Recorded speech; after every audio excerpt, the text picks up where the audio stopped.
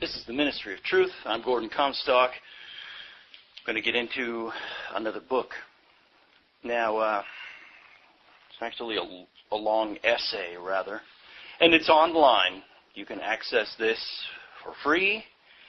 And all the other works by this extremely assiduous researcher off of his website for free. And they're worth more than probably... One of his essays is probably worth more than any other book on your bookshelf. Seriously. And yet you can access this for free. I printed up all of his essays and have them arranged like books just on regular printer paper, one-sided, because my printer only does one side, but I got them all on my bookshelf. They are a prized possession, really. I want to say I can't believe what this researcher found out, and his cohort found the same thing out independently, and they both share the same website. I originally didn't believe it. It took some prodding from my good buddy Visigoth to convince me, because I started to have one of those knee-jerk reactions again. When I first heard this stuff, I thought, come on, this is baloney, this is crazy. Same reaction I had when I heard the stuff about the Vatican murdering, being at the top of the conspiracy to murder Abraham Lincoln. And all of our other presidents who've ever been poisoned. I had that same knee-jerk, purely emotional reaction that blocks out your intellectual process. And doggone it, it's the same reaction that your average Joe has when you tell him anything truthful that's not in the mainstream news, and that's basically anything truthful. And then they jump to that knee-jerk, purely emotional, anti-intellectual, anti-cerebral reaction, and they tell you, oh, that's a conspiracy theory. Yeah, and that just shows how much he's brainwashed, yada, yada, yada. But I had that a couple of times. I even after I was mostly, I would say, awakened to the reality of the world around us. And it took Visigoth both times to take me aside and say, bro, you need to do the homework before you make a decision on this. Don't just make a decision out of ignorance, basically. And coming from a guy like that, that really brought me up short. And I went and did the research. And I found out the guy, oh man, it was true, and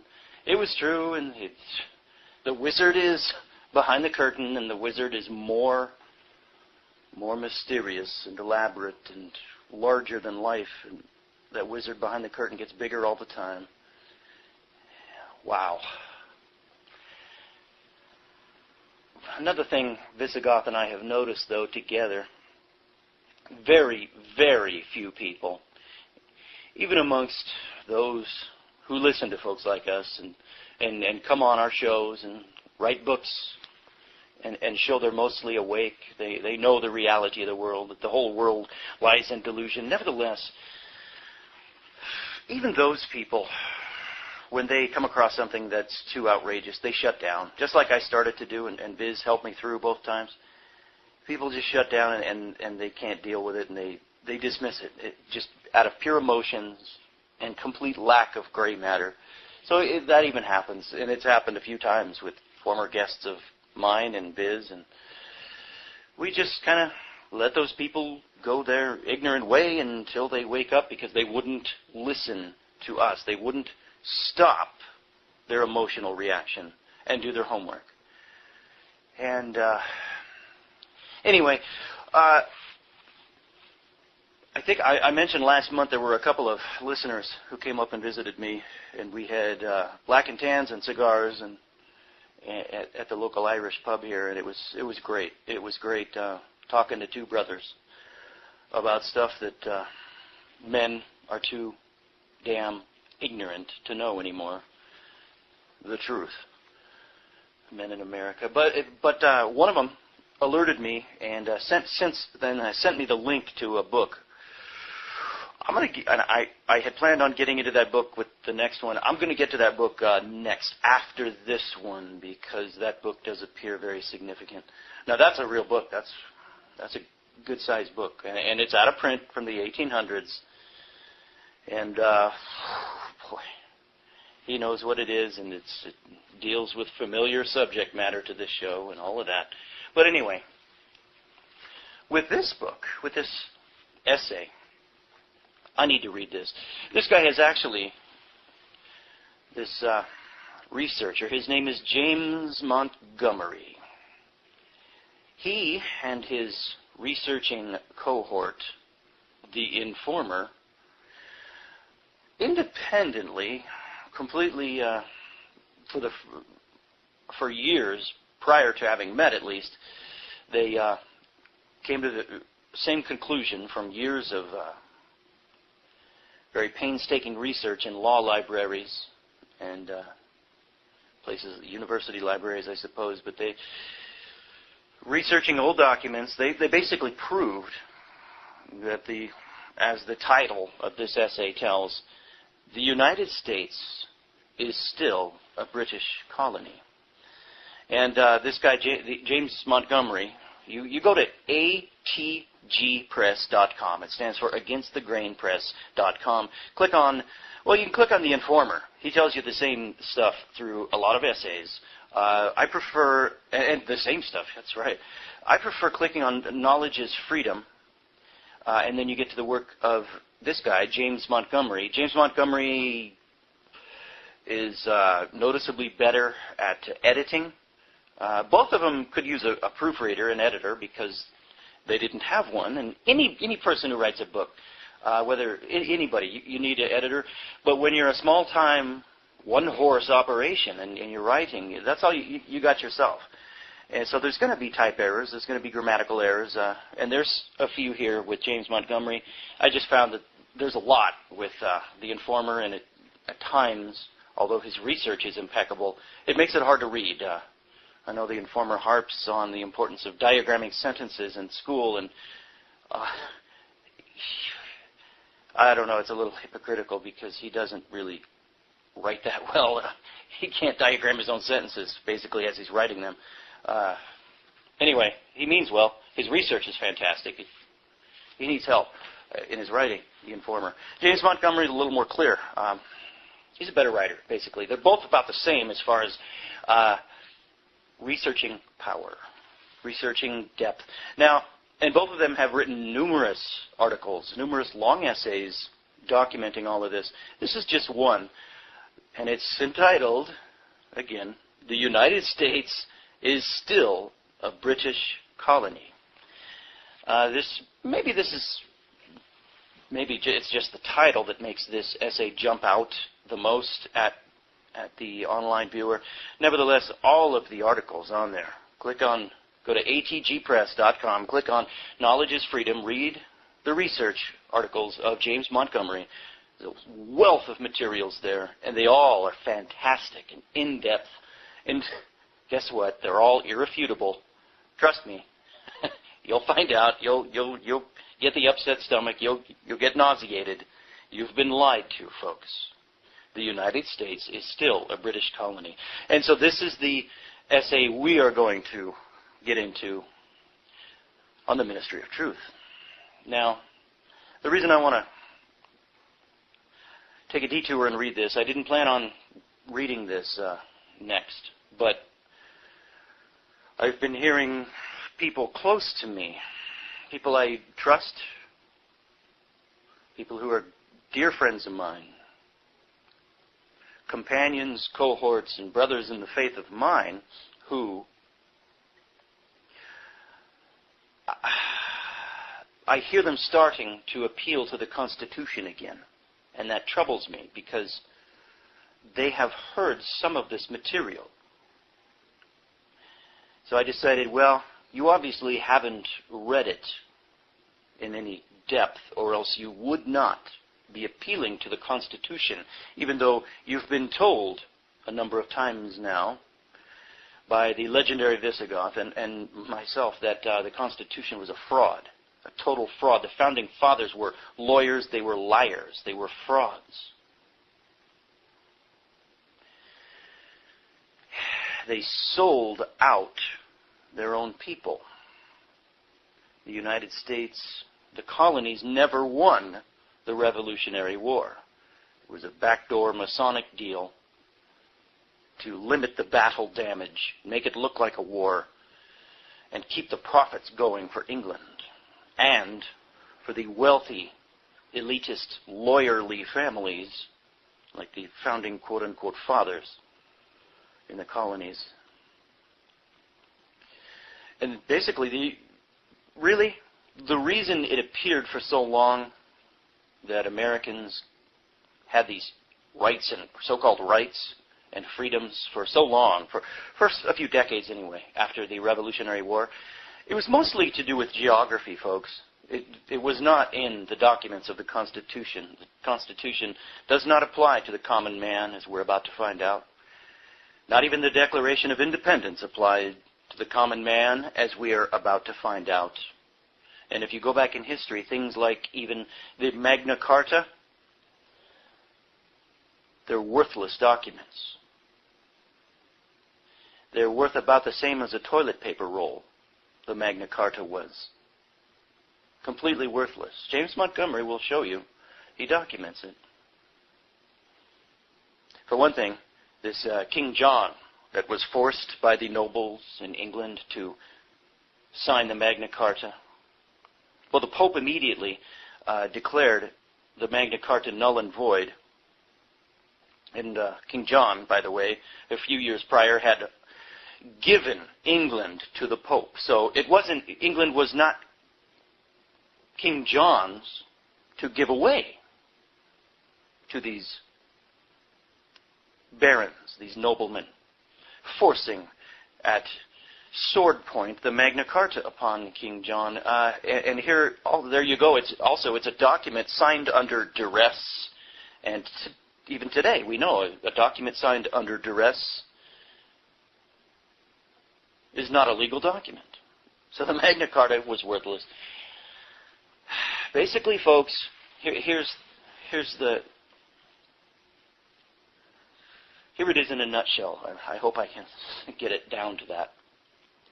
Folks, the common man, you have no rights except for those that Jesus Christ gave you as a saved soul, but He liberated your soul if you will take the sacrifice, take the opportunity He gave you. But your body is not going to have any actual rights until Jesus Christ returns and rules the earth with a rod of iron. Until then, everything you have that you think are rights, they are actually privileges. And that we're in slavery. We always have been. And it's remarkable that even people who get it, even people who are very close to me, who know that everything's a fraud around us, the whole world lies in a strong delusion that because of our sinful ways, God has given us over unto. And Satan loves deceiving the whole world. And Revelation tells us that. He's got the whole world deluded, does Satan. And everything on your mainstream news. Flip it upside down if you want the truth. 9/11 was a fraud. The Oklahoma City bombings was a fraud. Korean airline 007 that was shot down in Russia was a fraud. Nothing TWA 800 that was shot down off the coast of New Jersey. That was a fraud. Pearl Harbor, the Lusitania, the explosion of the Maine, the Gulf of Tonkin, on and on and on. The stock market crash, the Federal Reserve. Even people who know that all of those are frauds and the truth is almost completely reverse what mainstream news tells us, even those who get it and are Christian, even those, and they've been guests on my show, really except for Viz, they all still will hearken back occasionally to this Constitution as being somehow a fount of liberty for Americans, and they don't know that it's completely faulty. They should know better, basically, is what I'm trying to say, because the Constitution, you're still dealing there with man's law. It's weird. The propaganda you're fed in school about the founding fathers, the framers of the Constitution, it's like people who really get it, and already you're in rarefied company if you get it and you understand that history is a fraud. And then, if you understand that the Bible, that God's Word is true, the real God's Word. I mean, aren't very many people who do that, but once you get to that point, it's weird. Even those people will still latch on. They'll say, yeah, all history's been a fraud, basically. And the only thing we can trust is God's true Word. However, there was this one time in history, this one completely atypical time, when you had a few honorable lawyers get together in colonial America and write this wonderful document to set mankind free. That was the one time when mankind became noble. The one time when lawyers became noble. That was it, the one time. And they were, come on. Doesn't that right there, the picture I just painted, all of mankind's history, all of mankind's laws, it's all about tyranny, and prophets is what it's really all about, prophets. But there was this one time when that didn't apply. The U.S. Revolution, the Revolutionary War and the Constitution and the Declaration of Independence. That was the one time where mankind became noble. Stop and think about that. Would the Lord really allow that to happen? Allow there to be one time in history where elitist humans suddenly became not elitists and became truthful and told the truth and weren't about prophets and wanted to rule a country not about prophets. They weren't driven just by prophets. They wanted to be truthful as God's Word is truthful. Do you think God would really allow that to happen? No. All of mankind's history. In the Constitution, it set up a Calvinist republic. Oh, really? Mm-hmm. How many times does it mention Jesus Christ in the document? 0. Okay, how many times does the Declaration of Independence mention Jesus Christ? 0. Okay, but it mentions God and Lord. Well, gee, the founding framers were mostly Freemasons, and the Freemasons have their God and Lord, who is actually the ancient Baal deity, and they now call him the great architect of the universe. But it's no different than ancient Bel or Baal worship. It's just amazing. It's so frustrating. Well, anyway, that's why, belatedly, I'm telling you, I'm finally getting to the point. This is why I have to read this. You folks, you need to listen. If you have any faith in the Constitution, stop and listen to this, please. I took the trouble of doing my homework in this area. I took the trouble of spending my money on paper and ink, printing all of this up, the voluminous essays from both the Informer and James Montgomery. It fills up half a bookshelf, half a long bookshelf in my office room that's running out of room. And I read them all, and I highlighted them all as I read. I made notes on them all. And I'm telling you, even if you just listen, stop what you're doing and listen to just this one article by James Montgomery, you'll be totally convinced. It's irrefutable. The Constitution was a fraud. The founding framers were lawyers. They were frauds. The Declaration of Independence did not ever apply to the common American, you and me. It was a corporate deal, a Masonic corporate backdoor lawyer deal. And the United States is still a British colony. This was written in 1996 by James Montgomery. The trouble with history is, we weren't there when it took place, and it can be changed to fit someone's belief and or traditions. Or it can be taught in the public schools to favor a political agenda and withhold many facts. I know you have been taught that we won the Revolutionary War and defeated the British, but I can prove to the contrary. I want you to read this paper with an open mind and allow yourself to be instructed with the following verifiable facts. You be the judge, and don't let prior conclusions on your part or incorrect teaching keep you from the truth. I, too, was always taught in school and in studying our history books that our freedom came from the Declaration of Independence and was secured by our winning the Revolutionary War. I'm going to discuss a few documents that are included at the end of this paper in the footnotes. The first document is the first charter of Virginia in 1606. See footnote 1. In the first paragraph, the King of England granted our forefathers license to settle and colonize America. The definition for license is as follows, from Bouvier's Law Dictionary, 1914, quote, "In government regulation, authority to do some act or carry on some trade or business, in its nature lawful, but prohibited by statute, except with the permission of the civil authority, or which would otherwise be unlawful," unquote. Keep in mind, those that came to America from England were British subjects.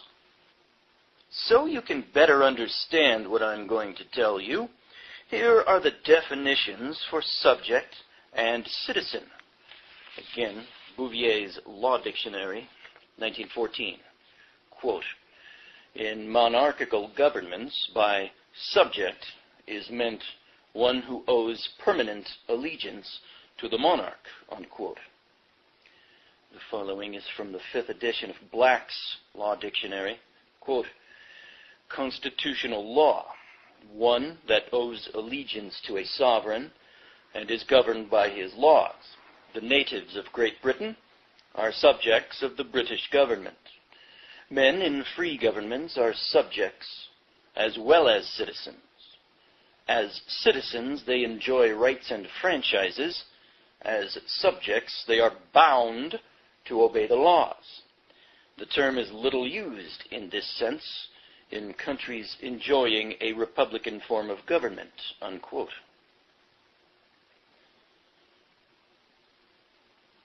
I chose to give the definition for subject first, so you could better understand what definition of citizen is really being used in American law. Below is the definition of citizen from Roman law, from Bouvier's Law Dictionary, 1914. Quote, "The term citizen was used in Rome to indicate the possession of private civil rights, including those accruing under the Roman family and inheritance law, and the Roman contract and property law. All other subjects were peregrines. But in the beginning of the 3rd century, the distinction was abolished, and all subjects were citizens," unquote. The king was making a commercial venture when he sent his subjects to America and used his money and resources to do so. I think you would admit the king had a lawful right to receive gain and prosper from his venture. In the Virginia Charter, he declares his sovereignty over the land, and his subjects, and in paragraph 9 he declares the amount of gold, silver, and copper he is to receive, if any is found by his subjects. There could have just as easily been none, or his subjects could have been killed by the Indians. This is why this was a valid right of the king. See Black's 4th edition, Jure Coronae, quote, in the right of the crown, unquote. The king expended his resources with the risk of total loss. If you'll notice in paragraph 9, the king declares that all his heirs and successors were to also receive the same amount of gold, silver, and copper that he claimed with this charter. The gold that remained in the colonies was also the king's. He provided the remainder as a benefit for his subjects, which amounted to further use of his capital. You will see in this paper that not only is this valid, but it is still in effect today. If you will read the rest of the Virginia Charter, you will see that the king declared the right and exercised the power to regulate every aspect of commerce in his new colony. A license had to be granted for travel connected with transfer of goods, i.e. commerce, right down to the furniture they sat on. A great deal of the king's declared property was ceded to America in the Treaty of 1783. I want you to stay focused on the money and the commerce which was not ceded to America. This brings us to the Declaration of Independence. Our freedom was declared because the king did not fulfill his end of the covenant between king and subject. The main complaint was taxation without representation, which was reaffirmed in the early 1606 charter granted by the king. It was not a revolt over being subject to the King of England. Most wanted the protection and benefits provided by the king. Because of the king's refusal to hear their demands and grant relief, separation from England became the lesser of two evils. The cry of freedom and self-determination became the rallying cry for the colonist. The slogan, "Don't tread on me," was the standard borne by the militias. The Revolutionary War was fought and concluded when Cornwallis surrendered to Washington at Yorktown. As Americans, we have been taught that we defeated the king and won our freedom. The next document I will use is the Treaty of 1783, which will totally contradict our having won the Revolutionary War. See footnote 2. I want you to notice in the first paragraph that the king refers to himself as Prince of the Holy Roman Empire and of the United States. You know from this that the United States did not negotiate this treaty of peace in a position of strength and victory, but it is obvious that Benjamin Franklin, John Jay, and John Adams negotiated a treaty of further granted privileges from the King of England. Keep this in mind as you study these documents. You also need to understand the players of those that negotiated this treaty. For the Americans, it was Benjamin Franklin, Esquire, a great patriot and standard-bearer of freedom. Or was he? His title includes Esquire.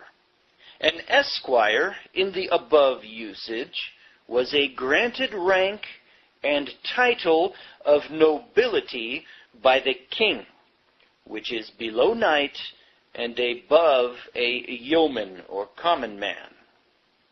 An esquire is someone that does not do manual labor as signified by this status. See the below definitions from Blackstone's commentaries, quote, "Esquires, by virtue of their offices as justices of the peace, and others who bear any office of trust under the crown, for whosoever studieth the laws of the realm, who studieth in the universities, who professeth the liberal sciences, and who can live idly and without manual labor, and will bear the port, charge, and countenance of a gentleman, he shall be called master, and he shall be taken for a gentleman," unquote. The following is from Black's Law Dictionary, 4th edition. Quote, "Esquire, in English law, a title of dignity next above gentleman and below knight. Also, a title of office given to sheriffs, sergeants, and barristers at law, justices of the peace, and others," unquote. Benjamin Franklin, John Adams, and John Jay, as you can read in the treaty, were all esquires, and were the signers of this treaty, and the only negotiators of the treaty. The representative of the king was David Hartley, Esquire. Benjamin Franklin was the main negotiator for the terms of the treaty. He spent most of the war traveling between England and France. The use of esquire declared his and the others' British subjection and loyalty to the crown. In the first article of the treaty, most of the king's claims to America are relinquished, except for his claim to continue receiving gold, silver, and copper as gain for his business venture.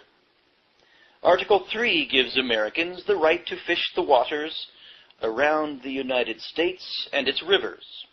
In Article 4, the United States agreed to pay all bona fide debts.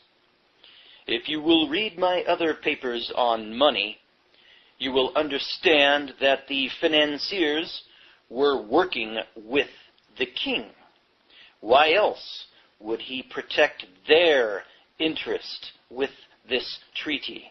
Side note, boy, does that ever dovetail with the last book I just completed, The Babylonian Woe by David Astle, where Astle is always remarking on the shadowy powers, the powers behind the throne. The money powers are always there in any civilization. They're the real powers, but you never see them, or you seldom see them.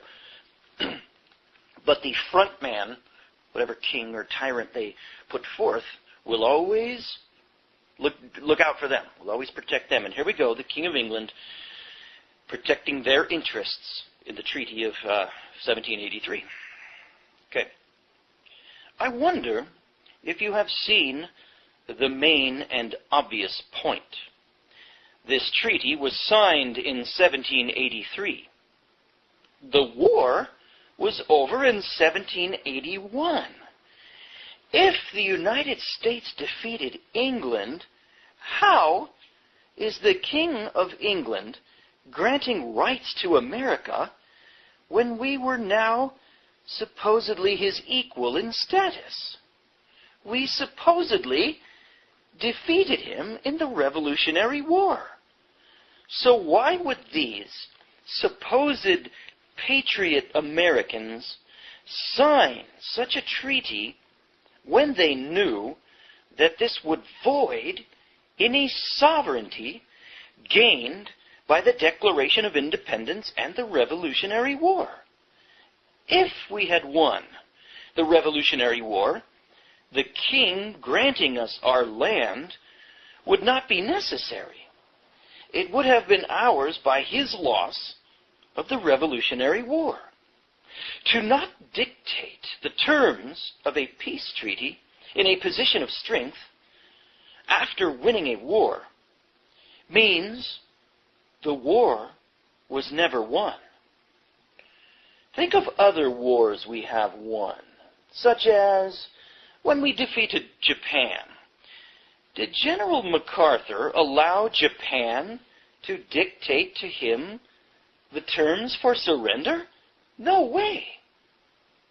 All these men, these quote-unquote founding fathers, all they did is gain status and privilege granted by the king and ensure the subjection of future unaware generations. Worst of all, they sold out those that gave their lives and property for the chance to be free.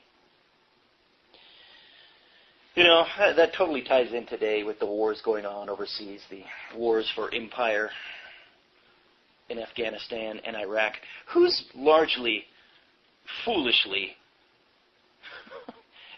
pathetically sending their boys off to be, and now they're girls, and now they're daughters. How tragically, how insultingly, the ignorance, the shamefulness of it. But who's sending their children off to be cannon fodder nowadays? Oh, it's the patriotic Americans who call themselves Christians by and large, isn't it? Come on, you know you've met them. Come on, they got flags up on their cars, and they have a constitution that they've never read, and they got a Bible that they've never read, but boy, they're Christians and they're patriot Americans, aren't they? And they're sending their boys and now girls overseas to be cannon fodder. Well, guess what? You hear these stories in the Revolutionary War of, was it the Black Brigade? The preachers in the colonies who led up the militias and had called out the militias and the Minutemen to go fight the British. And they did a stellar job on the battlefield. What they did was totally brave.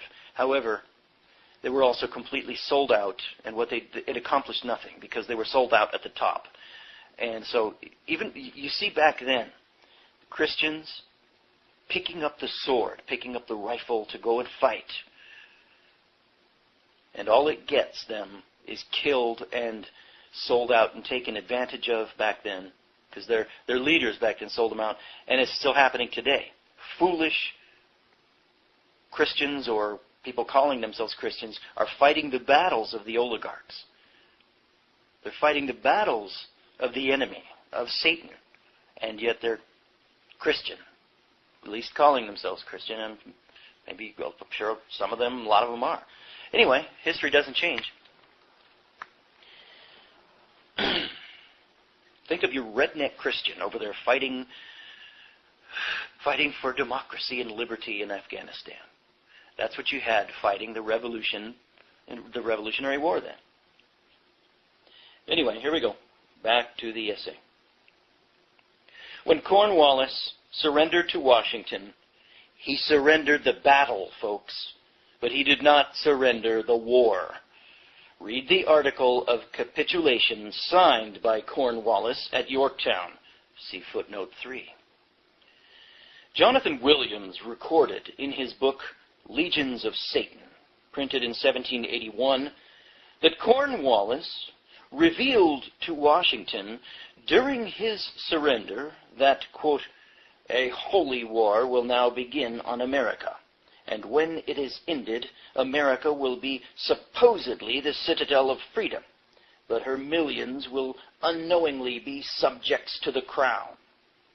In less than 200 years, the whole nation will be working for divine world government. That government that they believe to be divine will be the British Empire, unquote. Wow, was that really written in 1781? Apparently so, folks. All the treaty did was remove the United States as a liability and obligation of the king. He no longer had to ship material and money to support his subjects and colonies.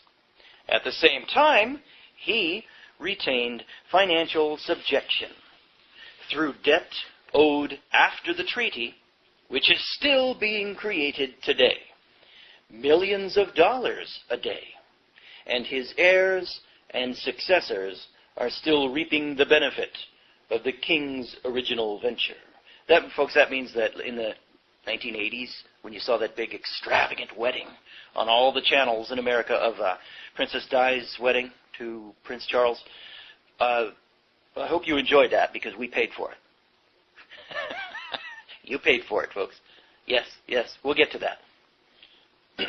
We'll get to the proof on that. If you will read the following quote from Title 26, you will see just one situation where the king is still collecting a tax from those that receive a benefit from him on property which is purchased with the money the king supplies at almost the same percentage. Ooh, boy. Next up is some IRS legalese. Should I get into that? Let's get into a little bit. Cite 26 U.S.C. Section 1491. Head Section 1491, Imposition of Tax. Statute. There is hereby imposed on the transfer of property by a citizen or a resident of the United States, or by a domestic corporation or partnership, or by an estate or trust which is not a foreign estate or trust, to a foreign corporation as paid in surplus, or as a contribution to capital, or to a foreign estate or trust, or to a foreign partnership, an excise tax equal to 35% of the excess of 1, the fair market value of the property so transferred, over 2, the sum of A, the adjustment basis for determining gain of such property in the hands of the transferor, plus B, the amount of the gain recognized to the transferor at the time of the transfer, source, yada, yada, yada, amendments, yada, yada, yada, all these legalese. Oh, boy. This is it, man. This is why Jesus condemned these people, writing this parallel, bizarro world language that only they can understand and that they twist with situational ethics each time they read it. It's vague, abstruse legalese. Let's, effective date, 1976 amendment. Okay, going forward. Here we go. A new war was declared when the treaty was signed. The king wanted his land back, and he knew he would be able to regain his property for his heirs with the help of his world financiers. Here is a quote from the king speaking to Parliament after the Revolutionary War had concluded. This is 6 weeks after the capitulation of Yorktown. The King of Britain, in his speech to Parliament, November 27th, 1781, declared, quote, that he should not answer the trust committed to the sovereign of a free people if he consented to sacrifice either to his own desire of peace or to their temporary ease and relief those essential rights and permanent interests upon the maintenance and preservation of which the future strength and security of the country must forever depend, unquote. The determined language of this speech, pointing to the continuance of the American war, was echoed back by a majority of both Lords and Commons.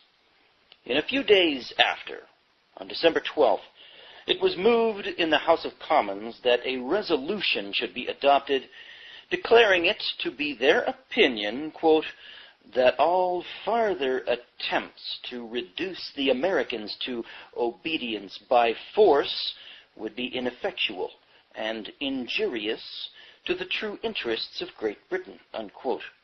The rest of the debate can be found in footnote 4.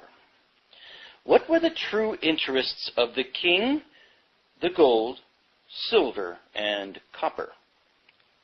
The new war was to be fought without Americans being aware that a war was even being waged. It was to be fought by subterfuge and key personnel being placed in key positions. The first two parts of my other essay, A Country Defeated in Victory, that's another great essay James Montgomery wrote, A Country Defeated in Victory. It's about the Revolutionary War.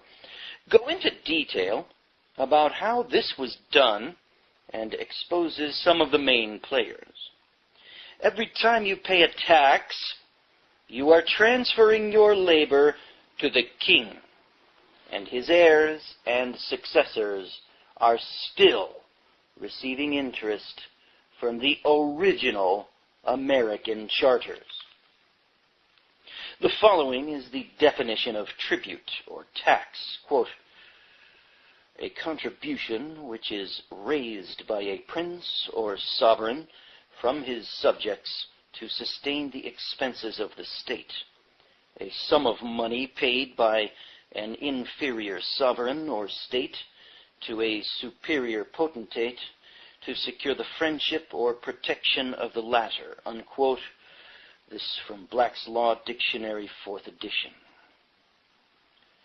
As further evidence, not that any is needed, a percentage of taxes that are paid are to enrich the King or Queen of England. For those that study Title 26, you will recognize IMF, which means Individual Master File. All taxpayers have one. To receive one, you have to be able to break their codes using File 6209, which is about 467 pages. On your IMF, you will find a blocking series which tells you what type of tax you are paying. You will probably find a 300 to 399 blocking series, which 6209 says is reserved. You then look up the BMF 300 to 399, which is the Business Master File in 6209.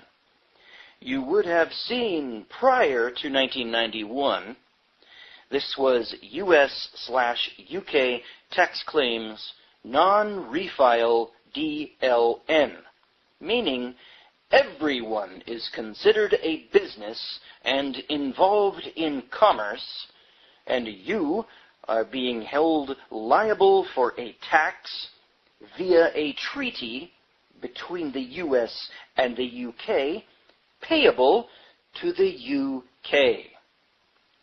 The form that is supposed to be used for this is Form 8288, FIRTA, Foreign Investment Real Property Tax Account. You won't find many people using this form, just the 1040 form. The 8288 form can be found in the Law Enforcement Manual of the IRS, Chapter 3. If you will check the OMB's paper, Office of Management and Budget, in the Department of Treasury, list of active information collections approved under Paperwork Reduction Act, you will find this form under OMB number 1545-0902, which says U.S. withholding tax return for dispositions by foreign persons of U.S. real property interests statement of withholding on dispositions by foreign persons of U.S. Form number 8288, number 8288A. These codes have since been changed to read as follows. IMF 300 to 309, Barred Assessment, CP 55, generated valid for MFT 30, which is the code for 1040 form. IMF 310 to 399 reserved. The BMF 300 to 309 reads the same as IMF 300 to 309. BMF 390 to 399 reads US/UK tax treaty claims. The long and short of it is nothing's changed. The government just made it plainer. The 1040 is the payment of a foreign tax to the King or Queen of England. We have been in financial servitude since the Treaty of 1783. Read 'em and weep, folks. Read 'em and weep. Another treaty between England and the United States was Jay's Treaty of 1794, footnote 5. If you will remember from the Paris Treaty of 1783, John Jay, Esquire, was one of the negotiators of the treaty. In 1794, he negotiated another treaty with Britain. There was great controversy among the American people about this treaty. In Article 2, you will see the king is still on land that was supposed to be ceded to the United States at the Paris Treaty. This is 13 years after America supposedly won the Revolutionary War. I guess someone forgot to tell the King of England. In Article 6, the king is still dictating terms to the United States concerning the collection of debt and damages. The British government and world bankers claimed that we owe. In Article 12, we find the king dictating terms again, this time concerning where and with who the United States could trade. In Article 18, the United States agrees to a wide variety of material that would be subject to confiscation if Britain found said material going to its enemies' ports. Wait a minute. Who won the Revolutionary War? That's right. We were conned by some of our early forefathers into believing that we are free, that we are a sovereign people, when in fact we had the same status as before the Revolutionary War. I say had because our status today is far worse now than then. I will explain. Early on in our history, the king was satisfied with the interest made by the Bank of the United States. But when the bank charter was canceled in 1811, it was time to gain control of the government in order to shape government policy and public policy. Have you never asked yourself why the British, after burning the White House and all our early records during the War of 1812, why they left and did not take over the government? The reason they did as much as they did do was to remove the greatest barrier to their plans for this country. That barrier was the newly adopted 13th Amendment to the United States Constitution. The purpose for this amendment was to stop anyone from serving in the government who was receiving a title of nobility or honor. It was and is obvious that these government employees would be loyal to the grantor of the title of nobility or honor. The War of 1812 served several purposes. It delayed the passage of the 13th Amendment by Virginia, allowed the British to destroy the evidence of the first 12 states' ratification of this amendment, and it increased the national debt, which would coerce Congress to reestablish the bank charter in 1816 after the Treaty of Ghent was ratified by the Senate in 1815. We'll stop there for this time, and we will get into this forgotten amendment, the original 13th Amendment, next time, and your heads will flip. You will probably freak out when you hear this. The original 13th Amendment had nothing to do with the 13th Amendment that you know of today. Nothing at all. And it's the real main reason for the War of 1812. This is completely Twilight Zone-ish, erased, memory hold history you are learning, and it's about to get a whole lot weirder next time. On the Ministry of Truth, we have been reading America is Still a British Colony by James Montgomery. This has been the Ministry of Truth. I'm Gordon Comstock. Over and out. This is the Ministry of Truth. I'm Gordon Comstock. Time for part 2 of The United States is Still a British Colony by James Montgomery. The Forgotten Amendment. The Articles of Confederation, Article 6 states, quote, "Nor shall the United States in Congress assembled," and United is not capitalized, by the way, "or any of them grant any title of nobility," unquote. The Constitution for the United States, United not capitalized, in Article 1, Section 9, Clause 8 states, quote, "No title of nobility shall be granted by the United States," United not capitalized, "and no person holding any office or profit or trust under them shall, without the consent of the Congress, accept any of the present emolument, office, or title, or of any kind whatever, from any king, prince, or foreign state," unquote.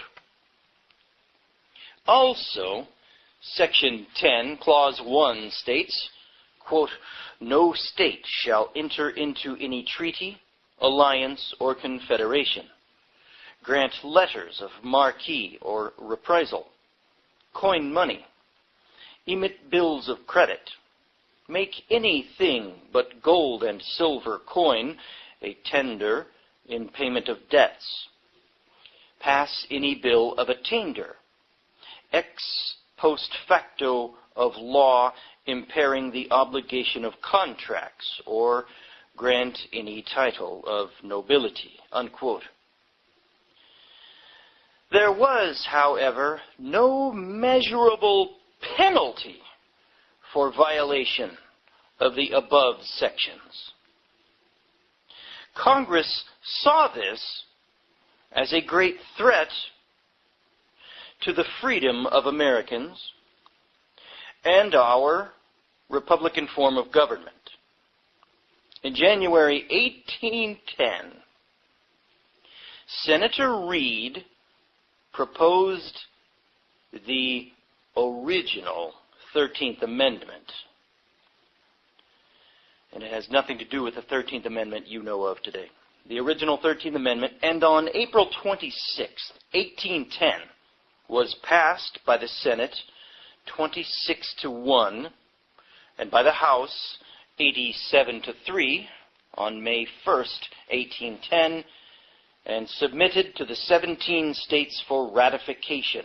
The amendment read as follows, quote, "If any citizen of the United States shall accept, claim, receive, or retain any title of nobility or honor, or shall, without the consent of Congress, accept and retain any present, pension, office, or emolument of any kind whatever from any emperor, king, prince or foreign power, such person shall cease to be a citizen of the United States and shall be incapable of holding any office of trust or profit under them or either of them." Unquote. From An American Dictionary of the English Language, first edition, by Noah Webster, 1828. The definition of nobility is, the third definition, the quality, quote, "the qualities which constitute distinction of rank in civil society, according to the customs or laws of the country, that eminence or dignity which a man derives from birth or title conferred, and which places him in an order above common men." And the fourth definition, "the persons collectively who enjoy rank above commoners, i.e. the peerage." Unquote. The aforementioned sections in the Constitution for the United States and the above proposed 13th Amendment sought to prohibit the above definition, which would give any advantage or privilege to some citizens an unequal opportunity to achieve or exercise political power. 13 of the 17 states listed below understood the importance of this amendment. The following states voted for the amendment between the years 1810 and 1819. How is that possible? Well, anyway, Maryland, Kentucky, Ohio, Delaware, Pennsylvania, New Jersey, Vermont, Tennessee, Georgia, North Carolina, Massachusetts, New Hampshire, and Virginia all voted in favor of the original 13th Amendment, with 4 states against: New York, Connecticut, South Carolina, Rhode Island. Okay. On March 10th, 1819, the Virginia legislature passed Act Number 280, Virginia Archives of Richmond Miscellaneous File, page 299, for microfilm. This guy did his homework. He's looking up microfilm in the legal law archives of the states. Okay, the following, quote, "Be it enacted by the General Assembly that there shall be published an edition of the laws of this Commonwealth, in which shall be contained the following matters, that is to say, the Constitution of the United States and the amendments thereto," unquote. And United is not capitalized. The official day of ratification was March 12, 1819. This was the date of republication of the Virginia Civil Code. Virginia ordered 4,000 copies, almost triple their usual order. Word of Virginia's 1819 ratification spread throughout the states, and both Rhode Island and Kentucky published the new amendment in 1822. Ohio published the new amendment in 1824. Maine ordered 10,000 copies of the Constitution with the new amendment to be printed for use in the public schools, and again in 1831 for their census edition. Indiana published the new amendment in the Indiana Revised Laws of 1831 on page 20. The Northwest Territories published the new amendment in 1833. Ohio published the new amendment again in 1831 and in 1833. Connecticut, one of the states that voted against the new amendment, published the new amendment in 1835. Wisconsin Territory published the new amendment in 1839. Iowa Territory published the new amendment in 1843. Ohio published the new amendment again in 1848. Kansas published the new amendment in 1855, and Nebraska Territory published the new amendment 6 years in a row from 1855 to 1860. Colorado Territory published the new amendment in 1865 and again 1867. In the 1867 1907 printing, the present 13th Amendment, the Slavery Amendment, was listed as the 14th Amendment. The repeated reprinting of the amended United States Constitution is conclusive evidence of its passage. Also, as evidence of the new 13th Amendment's impending passage, on December 2nd, 1817, John Quincy Adams, then Secretary of State, wrote to Buck, an attorney, regarding the position Buck had been assigned. The letter reads, quote, "If it should be the opinion of this government that the acceptance on your part of the commission under which it was granted did not interfere with your citizenship, it is the opinion of the executive that under the 13th Amendment to the Constitution, by the acceptance of such an appointment from any foreign government, a citizen of the United States ceases to enjoy that character and becomes incapable of holding any office of trust or profit under the United States or either of them." Unquote from John Quincy Adams. By virtue of these titles and honors and special privileges, lawyers have assumed political and economic advantages over the majority of citizens. You ever wonder, folks, why all of Congress are lawyers? This is why. And they've flushed the original 13th Amendment down the memory hole. That was the amendment that would have stripped them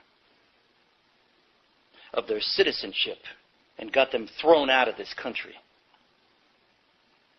They have the nobility, the title of nobility, as an esquire, which shows their allegiance to the King of England. Back to the essay. A majority may vote, but only a minority, lawyers, may run for political office today. After the War of 1812 was concluded, the Treaty of Ghent was signed and ratified. See footnote 6. In Article 4 of the treaty, the United States gained what was already given in the Treaty of Paris in 1783, namely, islands off the U.S. coast. Also, 2 men were to be given the power to decide the borders and disagreements. If they could not, the power was to be given to an outside sovereign power, and their decision was final and considered conclusive. In Article 9, it is admitted there are citizens and subjects in America. As you have seen, the 2 terms are interchangeable, synonymous. In Article 10, you will see where the idea for the overthrow of this country came from and on what issue. The issue raised by England was slavery, and it was nurtured by the king's emissaries behind the scenes. This would finally lead to the Civil War, even though the Supreme Court had declared the states and their citizens' property rights could not be infringed on by the United States government or Congress. This was further declared by the following presidential quotes, where they declared to violate the states' rights would violate the U.S. Constitution. Also, history shows that slavery would not have existed much longer in the southern states. Public sentiment was changing, and slavery was quickly disappearing. The Civil War was about destroying property rights and the U.S. Constitution, which supported these rights. Read the following quotes of presidents just before the Civil War.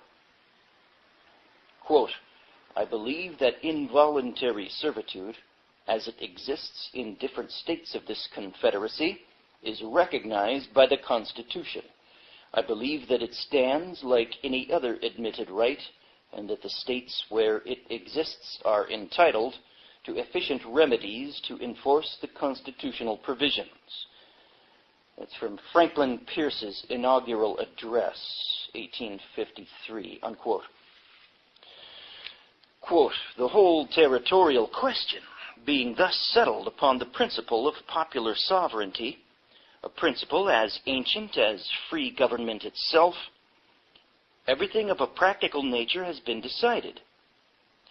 No other question remains for adjustment, because all agree that under the Constitution, slavery in the states is beyond the reach of any human power except that of the respective states themselves wherein it exists." Unquote. That from James Buchanan's inaugural address, 1857. Quote, "I cordially congratulate you upon the final settlement by the Supreme Court of the United States of the question of slavery in the territories, which had presented an aspect so truly formidable at the commencement of my administration. The right has been established of every citizen to take his property of any kind, including slaves, into the common territories belonging equally to all the states of the Confederacy, and to have it protected there under the federal Constitution. Neither Congress nor a territorial legislature, nor any human power, has any authority to annul or impair this vested right. The Supreme Judicial Tribunal of the country, which is a coordinate branch of the government, has sanctioned and affirmed these principles of constitutional law, so manifestly just in themselves and so well calculated to promote peace and harmony among the states." Unquote. That from James Buchanan's third annual message, 1859. So there is no misunderstanding. I am not re-arguing slavery. Slavery is morally wrong and contrary to God's almighty law. In this divisive issue, the true attack was on our natural rights and on the Constitution. The core of the attack was on our right to possess allodial property. Our God-given right to own property in allodial was taken away by conquest of the Civil War. If you are free, this right cannot be taken away. The opposite of free is slave or subject. We were allowed to believe we were free for about 70 years. Then the king said, "Enough," and had the slavery issue pushed to the front by the northern press, which so formed northern public opinion that they were willing to send their sons to die in the Civil War. The southern states were not fighting so much for the slave issue, but for the right to own property, any property. These property rights were granted by the king in the Treaty of 1783, knowing they would soon be forfeited by the American people through ignorance. Do you think you own your house? If you were to stop paying taxes, federal or state, you would soon find out that you were just being allowed to live and pay rent for this house, the rent being taxes to the king, who supplied the benefit of commerce. A free man, not under a monarch, democracy, dictatorship, or socialist government, but is under a republican form of government, would not and could not have his property taken. Why? The king's tax would not and could not be levied.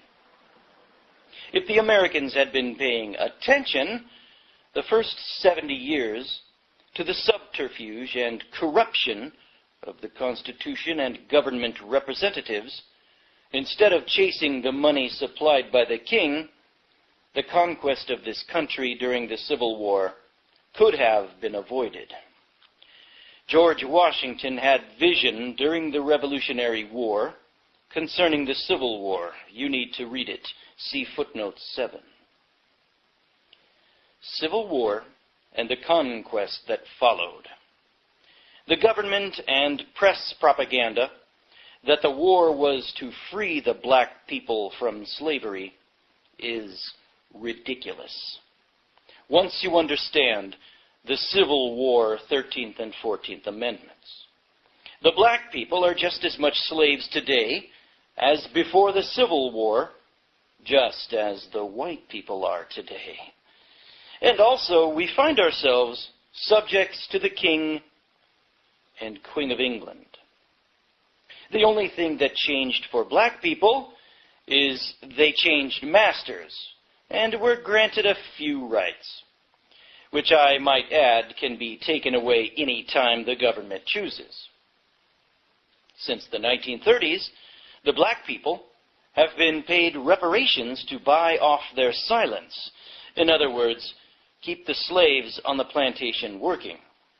I do not say this to shock or come across as prejudiced, because I'm not.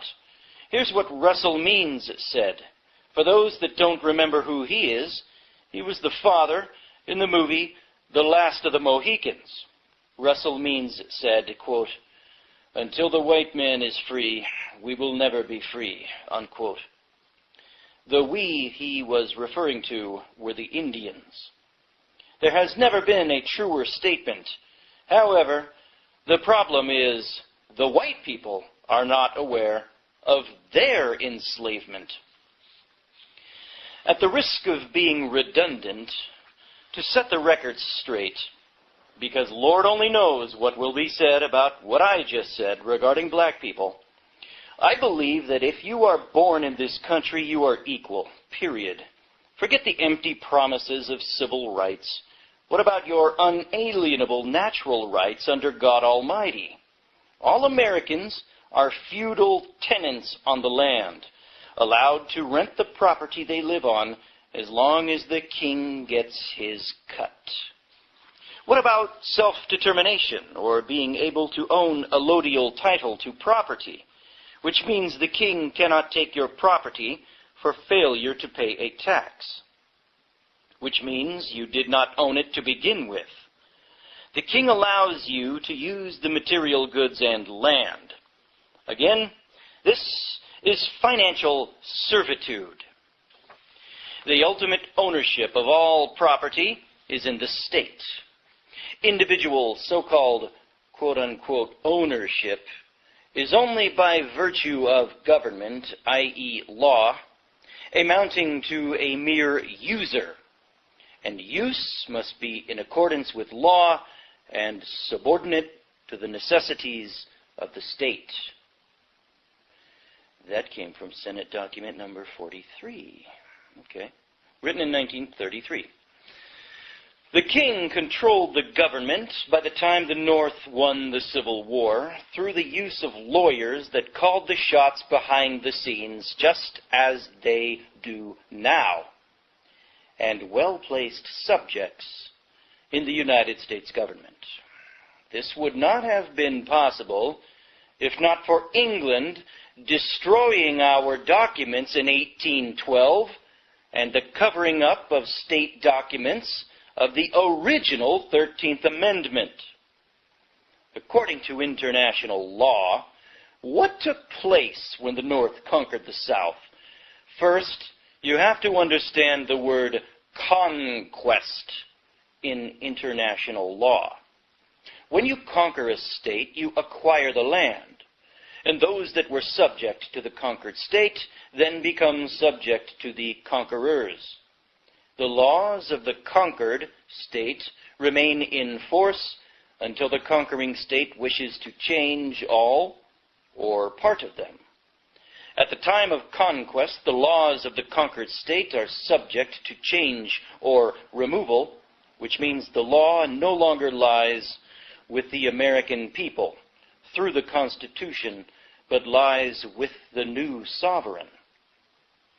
The Constitution no longer carries any power of its own, but derives its power from the new sovereign, the conqueror. The reason for this is the Constitution derived its power from the people, and when they were defeated, so was the Constitution.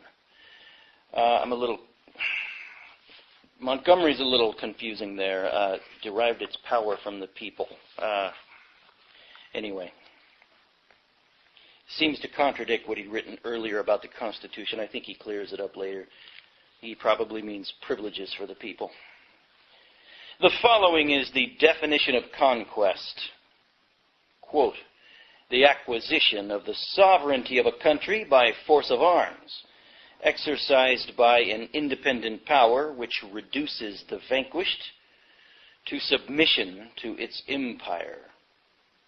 The intention of the conqueror to retain the conquered territory is generally manifested by formal proclamation of annexation, and when this is combined with a recognized ability to retain the conquered territory, the transfer of sovereignty is complete. A treaty of peace based upon the principle of uti possidetis is formal recognition of conquest. The effects of conquest are to confer upon the conquering state the public property of the conquered state, and to invest the former with the rights and obligations of the latter. Treaties entered into by the conquered state with other states remain binding upon the annexing state, and the debts of the extinct state must be taken over by it.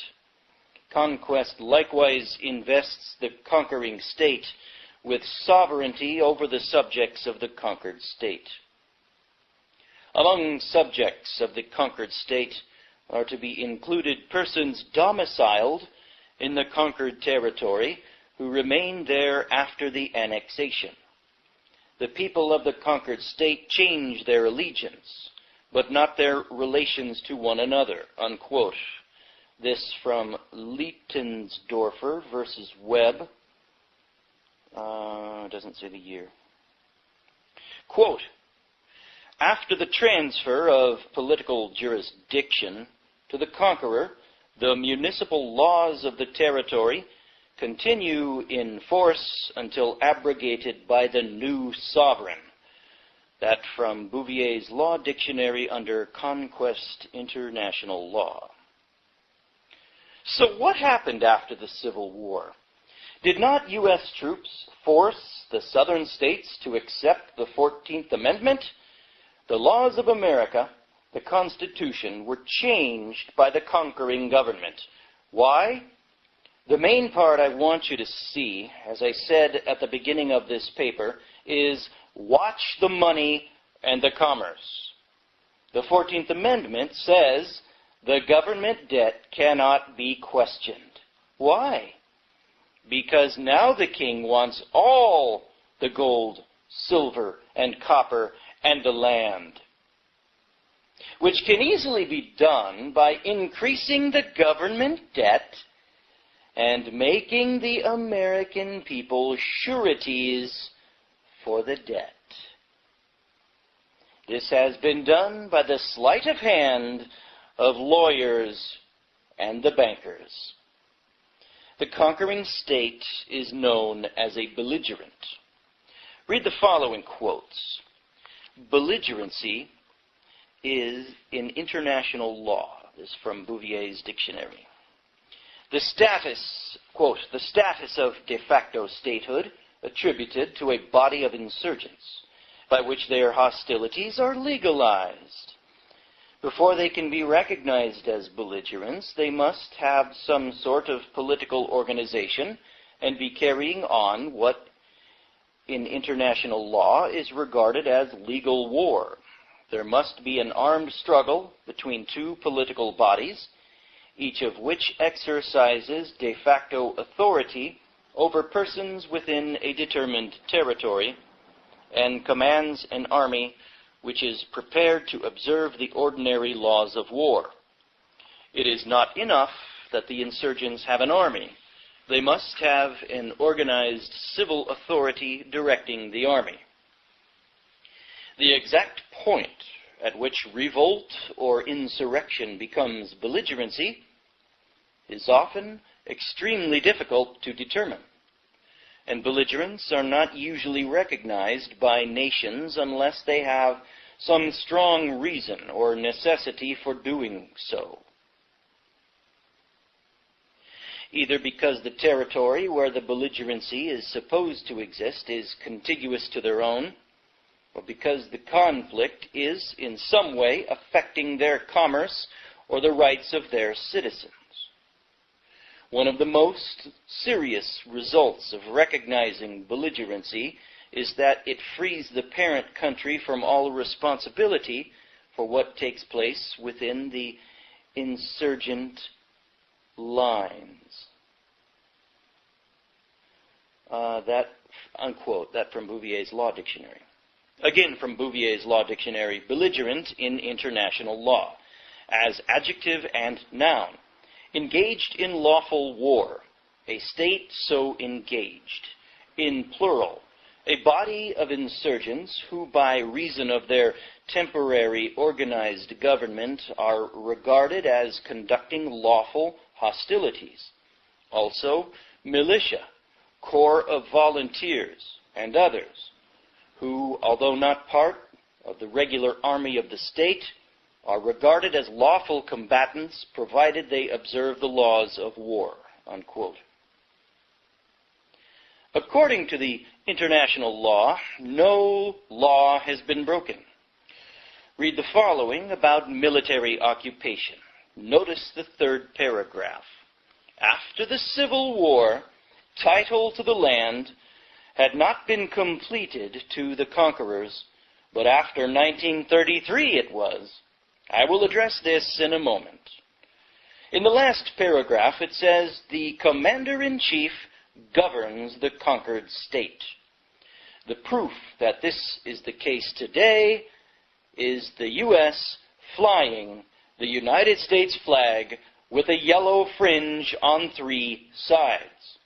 According to the U.S. Code, Title 4, Section 1, the United States flag does not have a fringe on it.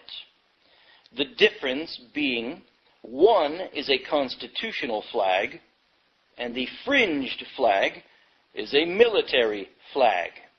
The military flag means you are in a military occupation and are governed by the commander-in-chief in his executive capacity, not under any constitutional authority. Read the following. Military occupation from Bouvier's Law Dictionary. Quote, this, at most, gives the invader certain partial and limited rights of sovereignty. Military occupation. Until conquest, the sovereign rights of the original owner remain intact. Conquest gives the conqueror full rights of sovereignty and retroactively legalizes all acts done by him during military occupation. Its only essential is actual and exclusive possession, which must be effective. A conqueror may exercise governmental authority, but only when in actual possession of the enemy's country, and this will be exercised upon principles of international law. See McLeod versus U.S. The occupant administers the government and may, strictly speaking, change the municipal law, but it is considered the duty of the occupant to make as few changes in the ordinary administration of the laws as possible, though he may proclaim martial law if necessary. He may occupy public land and buildings. He cannot alienate them so as to pass a good title, but a subsequent conquest would probably complete the title. Private lands and houses are usually exempt. Private movable property is exempt, though subject to contributions and requisitions. The former are payments of money to be levied only by the commander-in-chief. Military necessity may require the destruction of private property, and hostile acts of communities or individuals may be punished in the same way. Property may be liable to seizure as booty on the field of battle. or when a town refuses to capitulate and is carried by assault. When military occupation ceases, the state of things which existed previously is restored under the fiction of post-liminium. Territory acquired by war must necessarily be governed, in the first instance, by military power under the direction of the President as Commander-in-Chief. Civil government can only be put in operation by the action of the appropriate political department of the government at such time and in such degree as it may determine. It must take effect either by the action of the treaty-making power or by that of Congress. So long as Congress has not incorporated the territory into the United States, neither military occupation nor cession by treaty makes it domestic territory in the sense of the revenue laws. Congress may establish a temporary government which is not subject to all the restrictions of the Constitution. See Downs versus Bidwell. That's unquote. That all about military occupation from Bouvier's Law Dictionary. Paragraph 1 through 3 of the definition of military occupation describes what took place during and after the Civil War. What took place during the Civil War and post-Civil War has been legal under international law. You should notice in paragraph 3 that at the end of the Civil War, title to the land was not complete, but the subsequent conquest completed the title. What was the next conquest? That would be 1933, when the American people were alienated by our being declared enemies of the conqueror, and by their declaring war against all Americans. Read the following quotes and also see footnote 8. The following are excerpts from the Senate Report, 93rd Congress, November 19, 1973, Special Committee on the Termination of the National Emergency, United States Senate. Since March 9, 1933, the United States has been in a state of declared national emergency. Under the powers delegated by these statutes, the President may seize property, organize and control the means of production, seize commodities, assign military forces abroad, institute martial law, seize and control all transportation and communication, regulate the operation of private enterprise, restrict travel, and in a plethora of particular ways, control the lives of all American citizens. A majority of the people of the United States have lived all their lives under emergency rule.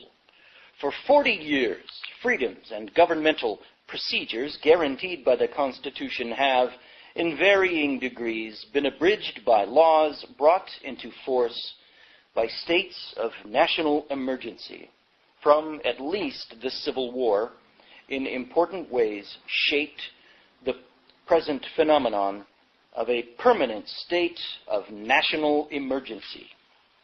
In Title 12, in Section 95B, you'll find the following codification of the emergency war powers.